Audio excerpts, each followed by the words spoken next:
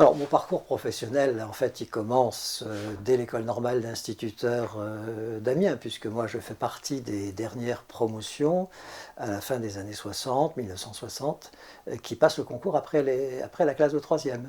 Donc, moi, j'entre à l'école normale d'instituteur d'Amiens en classe de seconde. C'était la seule manière pour moi de poursuivre des études secondaires, puisque ma mère, qui élève seule 5 enfants, femme de ménage, n'avait absolument pas les moyens de me faire aller au lycée. Et donc, grâce à l'école normale, j'ai fait mon lycée à l'école normale. Mais je ne suis pas devenu instituteur parce que le directeur de l'école normale d'Amiens, Pierre Dufetel, faisait venir chaque année un ou deux normaliens dans son bureau en année de terminale pour dire voilà, je vous ai repéré, qu'est-ce que vous en dites si je vous inscris au centre PEGC. Et c'est ce qu'il a fait. Donc, j'ai été inscrit au centre PEGC Lettres, Histoire, Géographie. Donc, c'est comme ça que j'ai commencé aussi mes études universitaires. J'ai été PEGC quelques années, tout en passant ma licence, ma maîtrise d'histoire. Et puis j'ai passé le concours d'IEN. Je suis devenu inspecteur primaire, inspecteur de l'éducation nationale. Là encore, ça fait partie des dernières générations de recrutement d'inspecteurs, moitié issus du second degré, moitié issus du premier degré. Et donc, dans ma promotion d'IEN, moi, je venais du second degré, puisque j'étais professeur d'histoire-géographie dans un collège, et j'avais à mes côtés des collègues qui étaient issus de la direction d'école, du conseil pédagogique dans le premier degré. Et donc, j'ai été inspecteur de l'éducation nationale quelques années, en étant aspiré très vite vers l'administration centrale, puisque le directeur des écoles, qui est nommé par Jean-Pierre Chevènement, Bernard Cerchiglini, en 1984, et vient directement des États-Unis. C'est un linguiste extraordinaire, Bernard Cerchiglini, mais il ne connaissait pas trop l'enseignement scolaire. Donc, dans une réunion de recteurs, il demande au recteur d'Amiens s'il ne connaît pas un IEN qui pourrait venir à la direction des écoles lui donner un coup de main pour l'aider à mieux pénétrer le premier degré. Le recteur d'Amiens, qui me connaissait, a dit à Bernard Cerchiglini « J'ai ce qu'il te faut ». Et donc, je suis monté à la direction des écoles en 1985-86, et j'ai aidé Bernard Cerchiglini à faire ce qu'on appelle les compléments au programme de l'école élémentaire, les programmes Chevènement 1985. Donc les compléments au programme, je les ai suivis d'un bout à l'autre. Et puis c'était le moment où on rédigeait les instructions pour l'école maternelle de 1986. Et donc là, je les ai pris en main totalement. C'est-à-dire que j'ai fait la préface. J'étais bilingue, je parlais le chevènement en même temps que je parlais la langue pédagogique, et donc j'ai fait la préface. J'ai fait dans les programmes de l'école maternelle toute la partie histoire de l'école maternelle, alors en la faisant valider évidemment par des grands spécialistes de l'école maternelle. Et puis en 1986, je suis devenu directeur d'école normale. Donc en 1986, je suis nommé directeur d'école normale de Charleville-Mézières. Pendant 4 ans en responsabilité. C'est sans doute pour moi le plus beau métier. Il a disparu aujourd'hui, ce métier, mais c'était un métier où on faisait de la pédagogie et on avait les moyens de faire de la pédagogie parce qu'il y avait de l'argent pour la formation initiale, heureux temps où il y avait de l'argent pour la formation initiale des enseignants, et il y avait de l'argent pour la formation continue des instituteurs de l'époque. 1990, je deviens inspecteur d'académie. D'abord en tant qu'adjoint dans le département du Bas-Rhin à Strasbourg.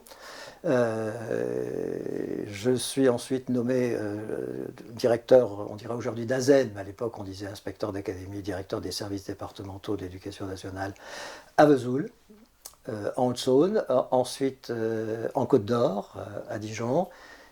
Et pour terminer ma carrière d'inspecteur d'académie en Seine-Saint-Denis, à la demande de Claude Allègre et de Ségolène Royal, pour mettre en place le plan de rattrapage donc 1999, 2000, 2001, 3000 postes. 3000 postes pour la Seine-Saint-Denis, c'est ce qu'on appelle le plan de rattrapage. Et je suis sans doute le seul inspecteur d'académie de toute l'histoire à avoir en 3 ans implanté dans son département 3000 postes supplémentaires. Avec ceci qu'il faut peut-être rappeler, c'est que dans le budget de l'époque, il n'y avait pas le début de commencement d'un poste prévu dans le budget. Et donc ça a été essentiellement du redéploiement. Donc il faut imaginer la tête de mes collègues inspecteurs d'académie dans les réunions nationales d'inspecteurs d'académie quand ils s'apprenaient que l'on créait à la rentrée 99 800 postes en Seine-Saint-Denis, à la rentrée 2000 1000 postes et à la rentrée 2001 1200 postes pour faire les 3000. J'ai été ensuite appelé au cabinet de Jack Lang en 2000. 2000-2001 pour venir prendre la charge de l'éducation prioritaire. C'était les 20 ans de l'éducation prioritaire, donc j'ai préparé ça avec une relance de l'éducation prioritaire, et j'étais aussi en charge d'un groupe que j'ai créé qui s'appelait Grande pauvreté et réussite scolaire.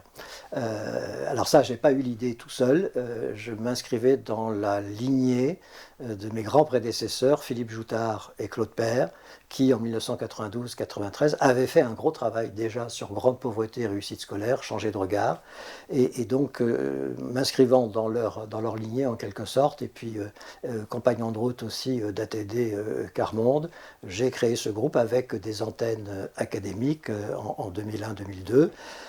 Avec l'alternance de 2002, on m'a fait comprendre que ce problème-là n'était plus d'actualité et que la grande pauvreté allait bien entendu être réglée, donc le groupe a été mis en extinction. Je suis devenu inspecteur général de l'éducation nationale en 2001. Je suis devenu doyen du groupe établissement et vie scolaire de 2002 à 2006 en étant président du jury du concours externe de recrutement des CPE. Et là, j'ai publié un certain nombre de rapports un peu techniques. Un des derniers en 2010 concernait les internats d'excellence, un rapport qui a fait un petit peu de bruit. En 2012, je suis entré au cabinet de Vincent Payon en tant que conseiller spécial, donc de mai à novembre 2012. Et en novembre 2012, j'ai été nommé directeur général de l'enseignement scolaire, donc 2012-2014. Et quand j'ai démissionné de mes fonctions en avril 2014, en désaccord avec l'évolution que souhaitait faire le ministre qui avait succédé à Vincent Payon, c'est-à-dire Benoît Hamon, qui voulait régler la question des rythmes scolaires d'une certaine manière qui ne me convenait pas complètement.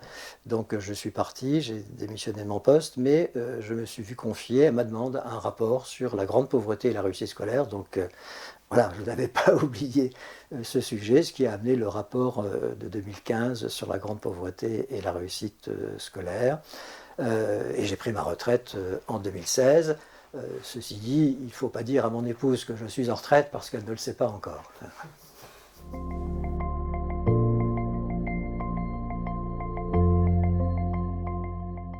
Alors, c'est important les auteurs qui, effectivement, peuvent nourrir une réflexion. Je peux dire que celui qui a vraiment été le cadre de mes premières réflexions de jeune prof et puis après de responsable d'école normale ou d'inspecteur, c'est Condorcet. Il se trouve que quand j'étais directeur de l'école normale d'institutrice et d'instituteurs de Charleville-Mézières, 86-90, au milieu il y avait 1989, donc le bicentenaire de la Révolution française. Et pour marquer cela, et parce que je connaissais Condorcet, je savais ce qu'il avait apporté, je me suis payé le culot d'inviter à l'école normale Elisabeth et Robert Badinter, qui venaient de publier un ouvrage sur Condorcet. Ils sont venus. Ils ont fait une conférence à mes stagiaires, et donc c'était pour moi une façon de montrer qu'il y avait une colonne vertébrale dans le travail que je souhaitais faire, c'est Condorcet, l'instruction publique, mais pas l'instruction publique au sens où on voudrait ramener Condorcet aujourd'hui, l'instruction, le maître qui déverse son savoir et qui ne se préoccupe pas finalement des méthodes, alors que Condorcet c'est aussi celui qui se préoccupe des méthodes. Il faut rappeler que le dernier ouvrage qu'il a écrit quand il était pourchassé, au moment, 93-94, c'est un petit livre de mathématiques à l'attention de sa fille, moyen d'apprendre sûrement à compter avec facilité. Et donc, voilà, ça c'est Condorcet, et je ne passe, d'ailleurs je suis un peu connu dans la profession pour dire « Ah, Jean-Paul n'a pas encore donné une citation de Condorcet, ça va sans doute pas tarder ». Après, au fur et à mesure de mon travail, évidemment Ferdinand Buisson, un de mes grands prédécesseurs, évidemment, au ministère de l'Éducation nationale, celui qui, auprès de Jules Ferry, a conduit l'émergence de l'instruction primaire gratuite, obligatoire et laïque, dont d'ailleurs certains chercheurs comme Fontaine ont pu montrer que tout ça avait été forgé dans l'adversité. Au moment du Second Empire, quand Ferdinand Buisson, refusant de servir Napoléon III en Suisse, prend contact avec les pédagogues étrangers, et finalement l'instruction publique française doit beaucoup aux heures suisses passées par Ferdinand Buisson dans ce cadre-là. Après, si vous voulez, il y a plus proche de moi, Claude Lelièvre, évidemment, qui est le patron, qui a dirigé ma thèse, et à qui je dois beaucoup, parce que Claude Lelièvre, c'est la perspective historique sur un temps long, donc ça permet de relativiser aussi un certain nombre de sujets. Antoine Prot, évidemment, qui est notre père à tous, qui a présidé mon jury de thèse, et à qui on doit tous énormément. Donc voilà, je ne veux pas être très long, mais c'est les quelques grandes ossatures. Alors Michelet aussi. Dans mon dernier ouvrage, Frapper les pauvres, je mets une citation de Michelet en exergue quand il parle déjà en 1846 dans Le Peuple du défaut de mixité sociale dans notre pays. 1846.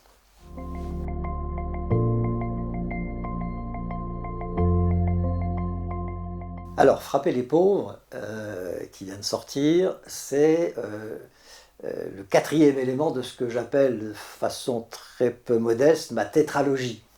Le premier élément, c'est mon rapport, un rapport officiel de l'éducation nationale, grande pauvreté et réussite scolaire, le choix de la solidarité pour la réussite de tous, le sous-titre est important, qui est publié en 2015 et qui a été, donc là pas de fausse modestie, le rapport qui, de l'histoire de l'éducation nationale, a été le plus téléchargé. Donc c'est un rapport qui est à peu près connu, qui est maintenant encore, enfin qui est toujours en ligne sur le site du ministère de l'Éducation nationale. Et dans ce rapport, il y a deux éléments importants. Je passe en revue tous les éléments qui font que les jeunes d'aujourd'hui ne peuvent pas entrer sereinement dans les apprentissages quand ils sont issus de la grande pauvreté.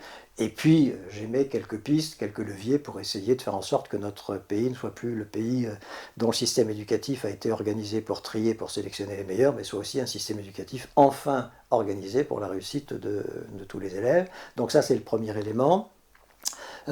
Ensuite, parce que j'ai connu moi-même cette situation de grande pauvreté, quand je fais mon rapport en 2015, je me revois une cinquantaine d'années auparavant, moi, jeune, issu de ce milieu-là, alors qui n'est pas issu d'un milieu de la banlieue, mais c'est une zone rurale, en Picardie, au nord d'Abbeville, donc un petit village du Ponthieu, où il est très difficile de pouvoir se sortir de sa condition.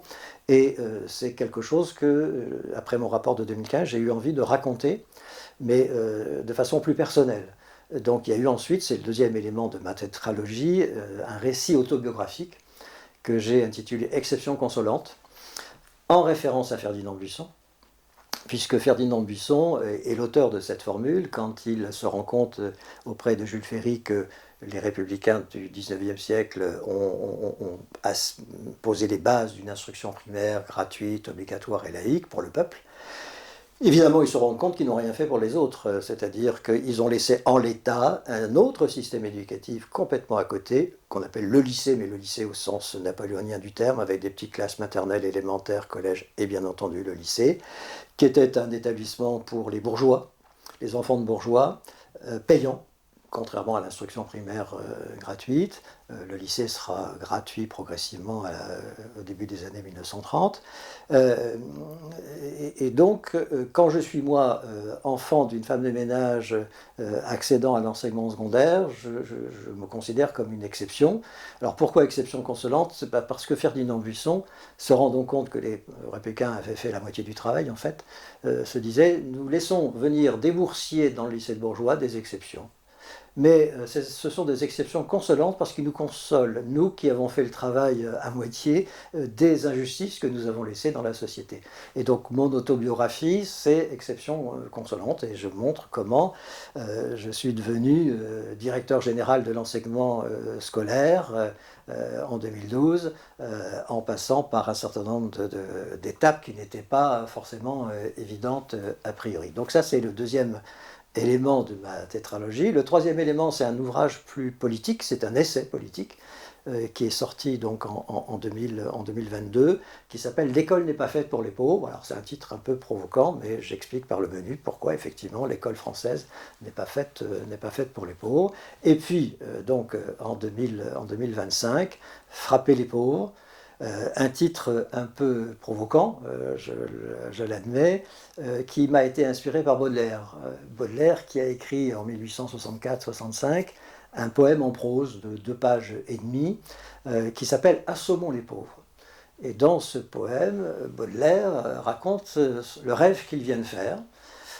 Et dans ce rêve, il se voit à la table d'un cabaret et il est importuné par un mendiant qui vient essayer de lui soutirer quelques pièces. Et dans son rêve, donc ça c'est dans le poème en prose, dans son rêve, Baudelaire dit qu'à un moment il sent sur son épaule un bon ange ou un bon démon, dit-il, qui lui suggère de se lever et d'aller cogner, d'aller taper sur le pauvre. Donc dans le poème, on voit Baudelaire, le narrateur, pocher les 2 yeux du mendiant, lui casser des dents, attraper une branche et casser l'omoplate du mendiant, jusqu'au moment où, à la grande surprise du narrateur, le mendiant se redresse, attrape la branche et se met à son tour à frapper copieusement le narrateur, donc qui se voit aussi pocher les 2 yeux, casser une dent, et à un moment, toujours dans le rêve, Baudelaire dit « considère que ça suffit, je fais signe au mendiant d'arrêter, nous sommes quittes, allez dire à vos congénères d'en faire autant ».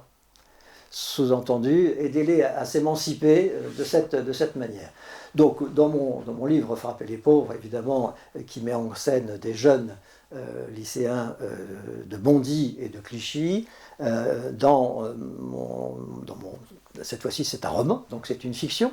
Évidemment, mes jeunes ne sont pas frappés, mais ils sont maltraités. Ils sont maltraités par un système qui ne leur donne pas les mêmes droits qu'aux autres.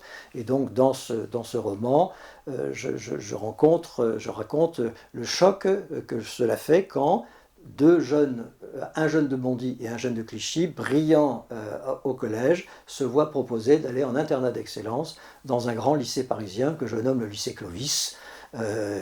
Évidemment, une pure invention, bien entendu, un internat d'excellence dans lequel ils ont des conditions de scolarité absolument extraordinaires, mais qui fait contraste avec la scolarité que continuent à vivre leurs copains qui, eux, sont restés à Clichy ou à Bondy, et à Clichy notamment dans un lycée professionnel où, au moment même où on offre à Dylan et Brandon, qui sont mes 2 héros qui vont dans l'internat d'excellence, des conditions de scolarité absolument extraordinaires, à ce moment-là, au lycée professionnel, les profs ne sont pas remplacés, il y a des heures perdues, on s'inquiète parce que Parcoursup arrive et qu'on n'aura pas les mêmes chances que les autres. Et ce que je raconte, c'est l'histoire d'une rébellion de ces gamins de Clichy, aidés, parce que mon bouquin n'est pas manichéen, par également des élèves de ce lycée Clovis, voilà, il y a des élèves solidaires, il y a des parents aussi solidaires, il y a des profs solidaires, et donc c'est l'histoire de cette rébellion que je raconte dans ce livre, Frapper les pauvres. Mais je ne vous en dirai pas la fin, bien entendu.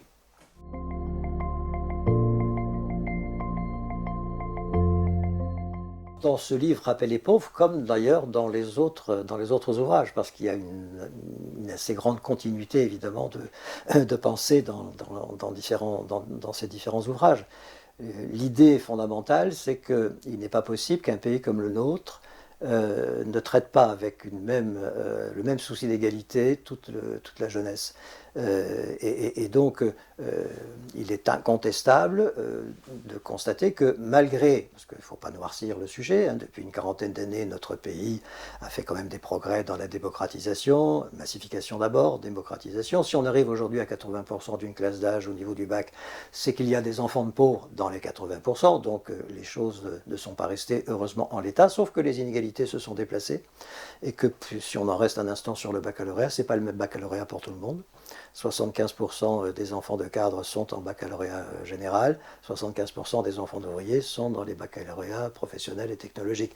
Ma mère disait on ne mélange pas les torchons et les serviettes. Donc on est toujours dans cette idée que l'orientation dans notre pays est encore trop liée aux origines sociales. Et d'ailleurs, si dans les évaluations PISA et autres, la France est un des pays dans lequel l'origine sociale pèse le plus sur les destins scolaires, on en a la manifestation là très, très flagrante. En fait, si on dit les choses un peu brutalement, et c'est l'idée fondamentale qui parcourt tout mon parcours personnel, c'est que les enfants de pauvres disparaissent au fur et à mesure qu'on s'élève dans la hiérarchie des diplômes. Et donc ça, c'est évidemment totalement insupportable. Alors, au-delà du constat, qu'est-ce qu'il faudrait faire pour que les choses s'améliorent? Dans mon ouvrage Frapper les pots, alors on ne va pas tout dire, mais il y a un élément qui me paraît essentiel parmi d'autres, c'est que on ne peut pas démocratiser l'enseignement si on en rabat sur les objectifs de cet enseignement. C'est-à-dire une école qui s'adresse aux pauvres ne peut pas être une pauvre école. Et donc dans ce que j'essaie de dire, dans ce rapport entre les gamins de lycée professionnel de Clichy et de Bondy, et puis ce qui se passe dans l'internat d'excellence, il y a des choses à comprendre et il y a des choses sans doute à méditer pour la suite. Parce que mes jeunes de Bondy et de Clichy ne se rébelleraient pas si on ne les avait pas aidés à mettre de la pensée dans leur action. Et quand les profs de Clichy, parce que les profs de lycée professionnel de Clichy sont d'excellents profs dans mon roman, ils initient les gamins à Victor Hugo. Quand on lit les textes de Victor Hugo de 1872, comme on leur fait lire dans mon roman, notamment le poème À ceux qu'on foule aux pieds, où Victor Hugo parle des communards qui ont été exilés et maltraités par le début de la Troisième République, eh bien mes gamins de lycée professionnel s'y reconnaissent. Mais dans les paroles de Victor Hugo, ils intègrent en fait une colonne vertébrale qui va les aider à se rebeller. Quand mes héros Dylan et Brandon, qui vont au lycée Clovis, entendent leurs professeurs leur parler d'Orwell, leur parler de Baudelaire, qu'ils découvrent Jaurès, évidemment, ça en fait finalement les héritiers aussi de ces combats, de ces penseurs. Tout cela pour dire que mes élèves de lycée professionnel vivent très mal le fait que depuis 2019, on ait diminué des dizaines d'heures d'enseignement général en lycée professionnel.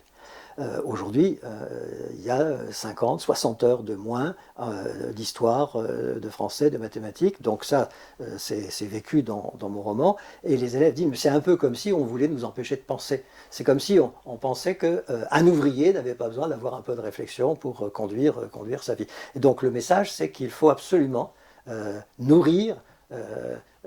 Serge Boimard parle de nourrissage culturel. Il y a un véritable nourrissage culturel à faire auprès de la population qui est la plus défavorisée et il ne faut surtout pas en rabattre sur les exigences. Donc ça c'est un des messages que je souhaite faire passer.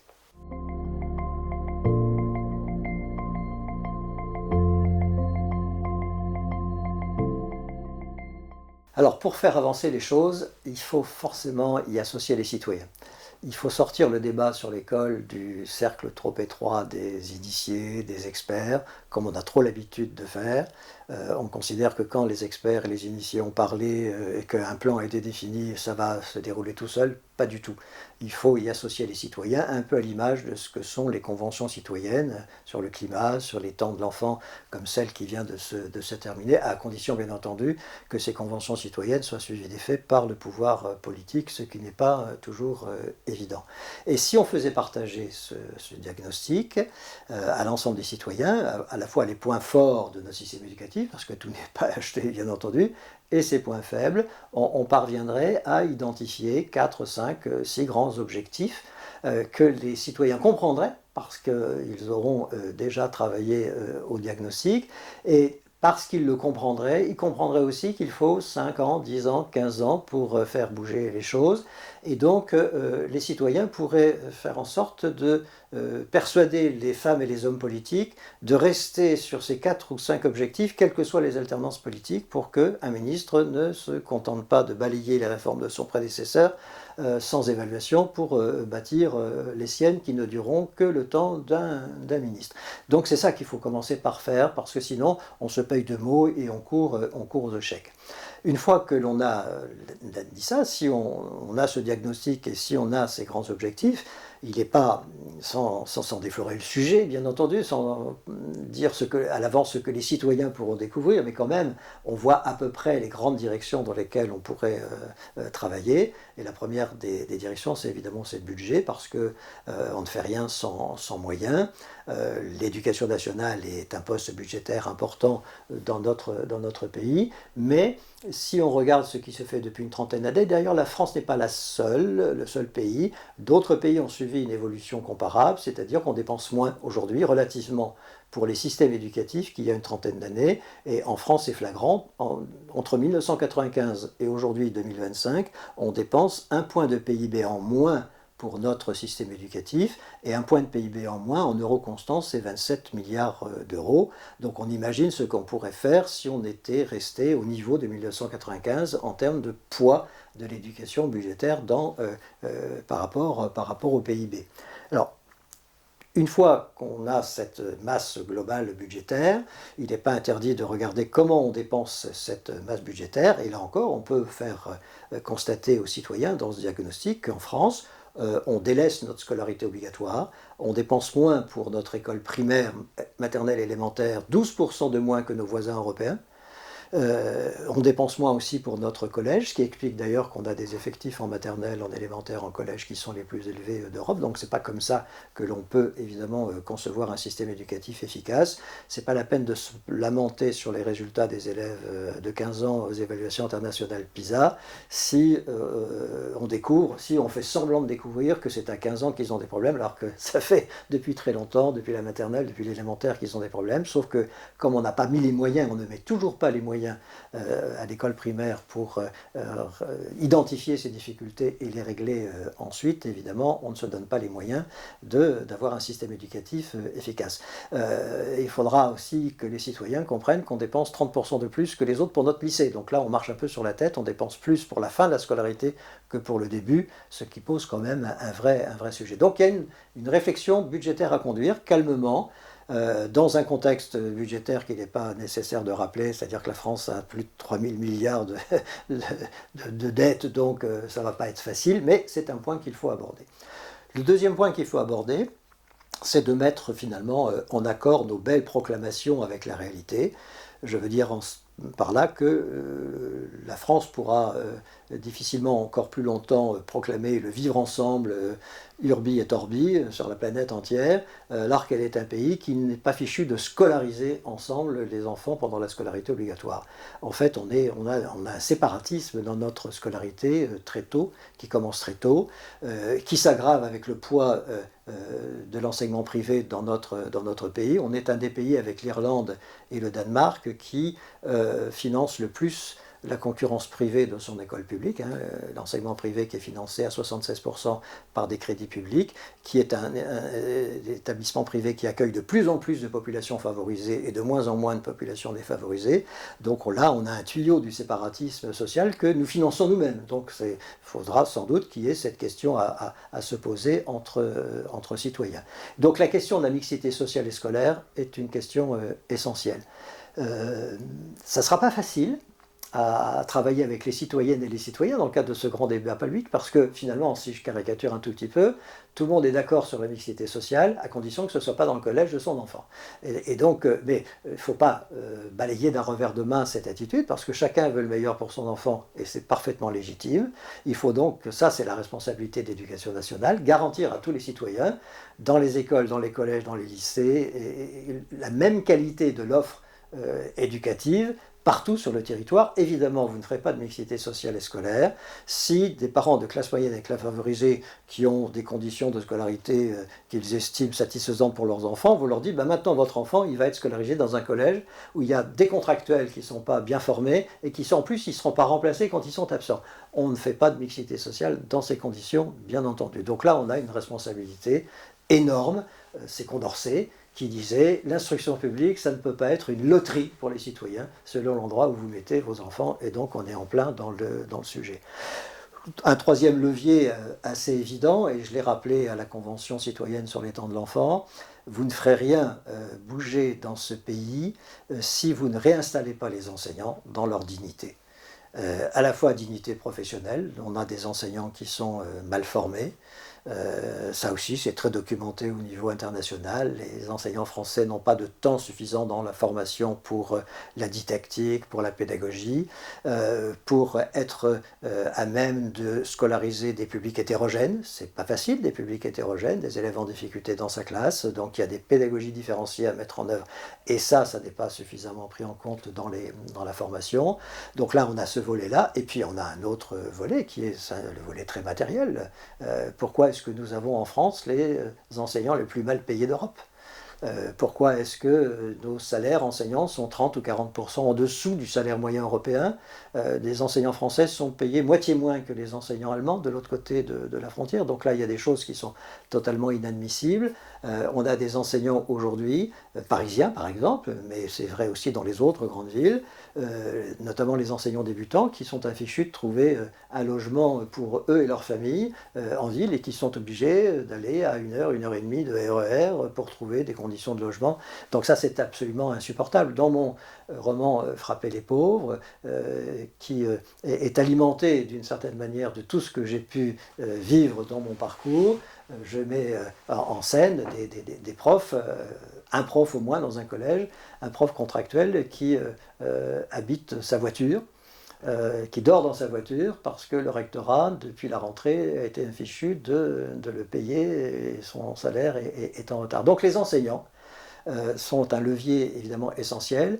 Il y a une corrélation, c'est très documenté. Les pays dans lesquels les enseignants sont les plus à l'aise dans leurs fonctions, se sentent les plus reconnus dans leurs fonctions, sont les pays aussi où il y a le moins d'inégalités dans la réussite scolaire. Et le pays dans lequel les enseignants sont les moins satisfaits de leurs fonctions, c'est la France. Donc on a quand même un vrai sujet. Ce n'est pas la peine de s'interroger sur les difficultés de recrutement, un métier qui n'est pas attractif, on est là au cœur du sujet. Et puis il y a peut-être un dernier levier, pour ne pas être trop long, c'est évidemment la question qui est chère au CUIP et au Sécur, c'est évidemment la question des contenus d'enseignement. On ne fera pas l'impasse dans ce pays de revoir le socle commun et de réfléchir sur ce que l'on doit apprendre pendant le temps de la scolarité obligatoire. On a une scolarité obligatoire qui a été trop impactée par la fin de la scolarité, par le lycée général, et donc on a été infichu en 2005, mais il faut aussi dire qu'on a été infichu en 2013, de concevoir un socle commun qui soit en fait représentatif de tout ce qu'un citoyen aujourd'hui doit être en capacité de maîtriser, et pas seulement des domaines académiques, universitaires, traditionnels, mais aussi des domaines beaucoup plus pratiques, beaucoup plus techniques. On dit que les enfants de milieu populaire sont des enfants qui ne sont pas toujours à l'aise dans les enseignements. C'est pas faux, mais ils seraient plus à l'aise si on avait conçu un socle commun qui leur permettrait de s'y retrouver aussi, avec leurs compétences, parce que les enfants de milieu populaire ont des compétences. Dans mon roman Frapper les pauvres, je fais venir un élève du lycée Clovis, Charles, qui devient le copain de mes deux héros, et qui vient un samedi matin à Clichy et qui découvre mes héros en train de bricoler leur scooter dans un local qu'ils ont squatté avec l'accord du gardien de l'immeuble. Et ce Charles est tout à fait surpris de constater que ses copains savent démonter un carburateur, et donc il se rend compte qu'il est un peu infirme aussi, qu'il n'a pas toutes les compétences qu'il pourrait maîtriser si on avait ouvert l'enseignement à ces différentes disciplines. Donc là, on a un vrai travail à effectuer. Ça ne va pas être facile, parce qu'on est héritier d'un système qui considère que plus on empile des connaissances, plus on empile des horaires, et mieux le système éducatif se portera. À l'évidence, ce n'est pas le cas, puisque notre système éducatif ne serait pas dans cette situation s'il y avait une autre réflexion sur les contenus enseignés.